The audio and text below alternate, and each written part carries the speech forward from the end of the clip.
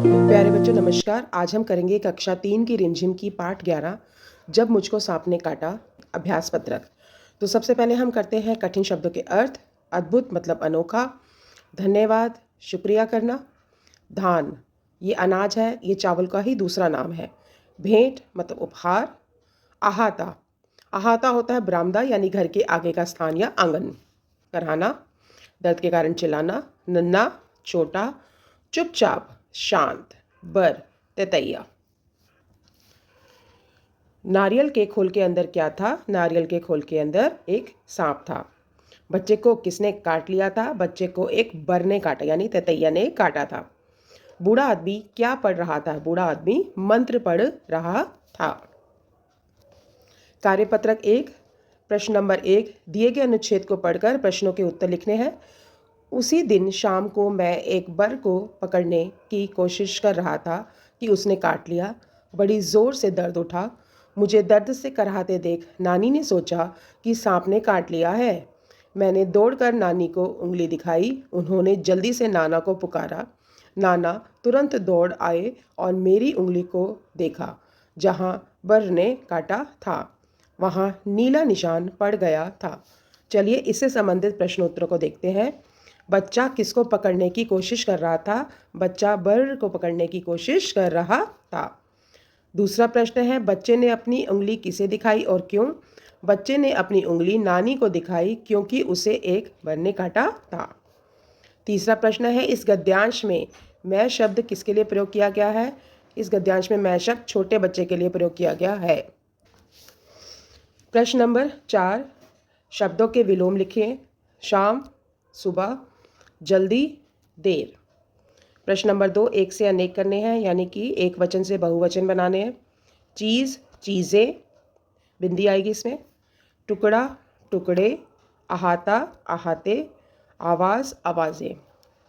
प्रश्न नंबर 3 कहानी के अनुसार कौन कैसा था? लड़का कैसा था? लड़का निडर था क्योंकि उसने जब सांप होल के अंदर जा रहा था नारियल के खोल के अंदर तो उसने उसका मुंह का दरवाज़ा बंद कर दिया था और शरारती भी था। नाना जी अंधविश्वासी थे। नानी जी थोड़ी सी डरपोक थी क्योंकि जब उनको पता चला था बच्चे को इसने काटा है सांप ने तो वो ज़ोर से चिल्लाई थी। कार्यपत्रक 2 नीचे दिए गए शब्द जाल से रेंगने वाले जानवरों के नाम खोजने हैं। तो यहाँ सबसे पहले आता है केचुआ, सांप, छिपकली, कछुआ और ये आगा आपका मगर। इसको मगर भी कह सकते हैं, मगरमच्छ भी पूरा नाम आ सकता है। ठीक है, दोनों नाम चलेंगे इसमें।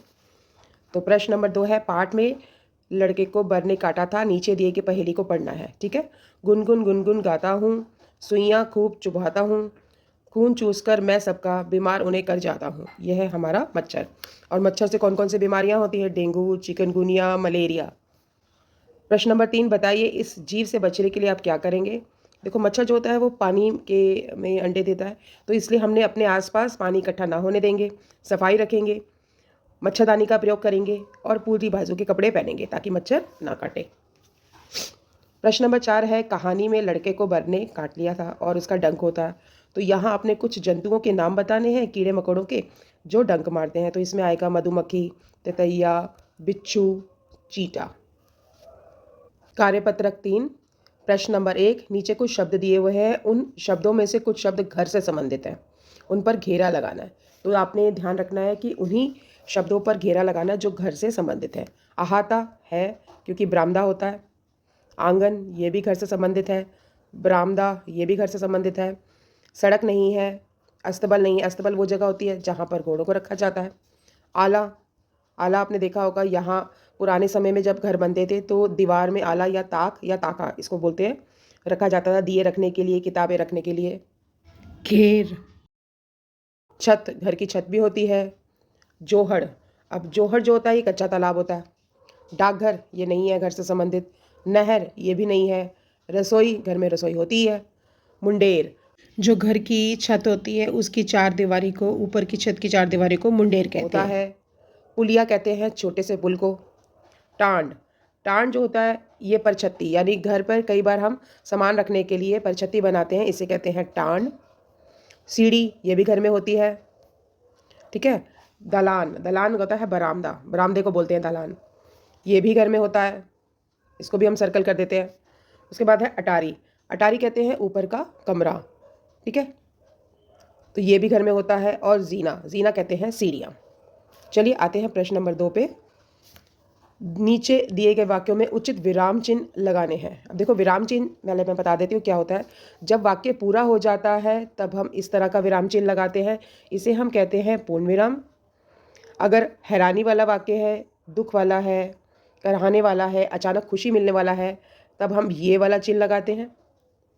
प्रश्नों, जो वाक्य प्रश्न से संबंधित होते हैं, जिनमें कुछ पूछा जाता है, क्यों है, कैसे है, कब है, कहाँ है, किधर है, इन सभी प्रश्नों में यानी प्रश्नवाचक जितने भी वाक्य होते हैं उनमें हम इस तरह का निशान लगाते हैं। और 2 से ज़्यादा होता है तो अब हम कॉमा का निशान लगाते हैं। तो चलिए अब हम पढ़ते हैं वाक्य।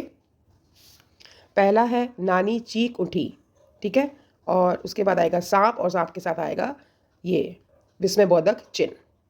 चुपचाप बैठो, पूर्ण विराम, हिलना डुलना मत। ये किस तरह का वाक्य है? ये आदेशात्मक वाक्य है, आदेश दिया गया है। सांप धीरे धीरे रेंग रहा था। अब यहाँ पर पूर्ण विराम नहीं लगा हुआ तो हमने लास्ट में पूर्ण विराम लगा दिया है। तुम्हें यह कहानी कैसी लगी? देखो यहाँ पे प्रश्न है, कैसी शब्द है ना, तो यहाँ पर क्या लगेगा? प्रश्नवाचक चिन्ह। क्या तुम बाजार चलोगी? यहाँ भी प्रश्न पूछा गया है तो इसलिए हमने लास्ट में प्रश्नवाचक लगाया है चिन्ह। आहा कितनी मीठी है, तो ये क्या है? ये फीलिंग की बात है ना, तो हमने आहा के बाद भी लग सकता है, कई बार पूरे वाक्य के बाद में भी विस्मयबोधक चिन्ह लगाया जाता है। तो अब हम आते हैं अगले प्रश्न पर। प्रश्न नंबर 3 है निम्नलिखित योजक शब्दों का वाक्यों में प्रयोग कीजिए। ठीक है, योजक क्या होते हैं? जो 2 शब्द एक साथ आते हैं। चलते चलते, चलते चलते मेरा घर आ गया। धीरे धीरे, बूढ़ा आदमी धीरे धीरे चल रहा था। पीछे पीछे, तुम चुपचाप मेरे पीछे पीछे आओ। आगे आगे, आगे आगे बढ़ते जाओ। जोर जोर, वह जोर जोर से पुकार रहा था। काले काले, आसमान में काले काले बादल घिर आए हैं। कार्यपत्रक 4 प्रश्न नंबर 1, सांप के बारे में कुछ पंक्तियां लिखनी है। इन शब्दों का हमें प्रयोग करना है। चूहे सांप का प्रिय भोजन है। सांप अपनी जीभ से सूंघता है, नाक से नहीं। यह सपेरे की बीन की धुन पर नाचता है। सांप के कान नहीं होते। जब कान नहीं होते तो फिर वो सुनता कैसे है? वो ज़मीन पर जो तरंगें आती हैं, ध्वनि की तरंगें आती हैं, उनको महसूस करता है अपनी त्वचा से और उसको महसूस करके उसी दिशा में आगे बढ़ता है। कई सांप जहरीले होते हैं।